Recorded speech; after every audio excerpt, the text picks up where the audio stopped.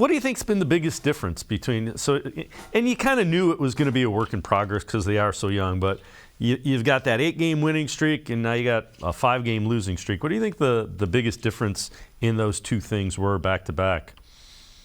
The most noticeable difference for sure would probably be their defense. Has not been as good at key moments of the game that it had been earlier in the season. It seemed to, the Cavs defense during that winning streak always seemed to get a lot better in the second half. And we saw it all the way to when they played the Lakers. If you remember that game on a Sunday afternoon, close at halftime, the Cavs really turned up the defensive intensity there in the third quarter and ran away with it.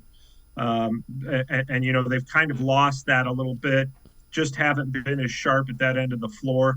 They've had good moments, but haven't really put anything, together that's sustained for an entire quarter or 2 quarters where they are really suffocating the other team. So some of that, again, has to do with them being on the road. I'm sure teams, every NBA team from throughout history shoots better at home, so it's harder to defend. I think that's the most obvious thing. Offensively, not quite as crisp as they had been, a little bit clunkier, kind of relying on, one guy to kind of break down people, as JB alluded to, whether that's Garland or Mitchell, as opposed to, operating as an entire unit. But that said, there's nothing glaring still. It's just they need to get a win so they can start feeling good about themselves again.